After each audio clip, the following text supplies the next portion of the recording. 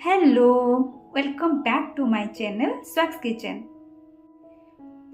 आज रेसिपी हूँ माटी हांडी चिकेन पूरा देसी स्टाइल रे। एबे चलतु आम स्टार्ट करवा आम रेसिपी। 1 kg चिकेन नहीं जाइए आम एको मैरिनेट करदे भलसे। मुझे सोरिष तेल को यूज करछि। देखो ये हल्दी गुंड पकईदेली, लंका गुंड, एवरेस्ट चिकेन मसला गुंड, यहाँ एवरेस्ट गरम मसला, ये मु जीरा पाउडर और धनिया पाउडर नहीं जाइए। देन आम लुण पकईदबा, दही नहीं जाइए, ये भृषंग पत्र नहीं जाइए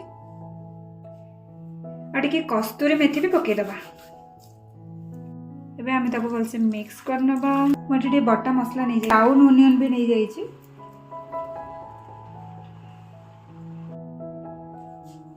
देखो मुझे गैस उपर माटी हांडी बसई देछि।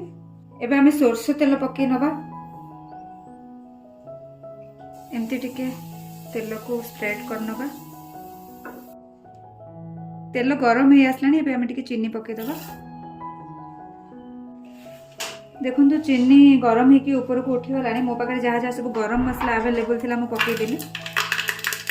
ये काटी रखी पियाज सब पकईदबा। टमाटो काटी पकईदबा। ये मुझे आलू काटिक नहीं पकई दूची। आम आलू रे टिके लुण पकईदबा। मैरिनेट करके रखिदेबा सब चिकेन को पकईदबा। जेहेतु मु चिकेन मैरिनेशन बेले सब मसला पकई देइथिली तो एबे आ दरकार नहीं किसी पकईबा। आम ताको टिके घंटा घंटी करनबा। गोड़णी घोड़ी दबा। चिकेन भलसे कषि हो गला पर मु ताको पानी दे दीजिए और टिके गरम मसाला पकई दीजिए। देखंतु कितने सुंदर आछि लुकटा। फाइनली बनीगला मोर माटी हांडी चिकेन। आपण माने तो लुक देखि पारुचंदी कितने सुंदर देखा होछि आ बास्ना रे पूरा कंपी गलानी। आजिर रेसिपी आपण मानको केमती लागिला मते कमेंट रे सियोर जणेबे।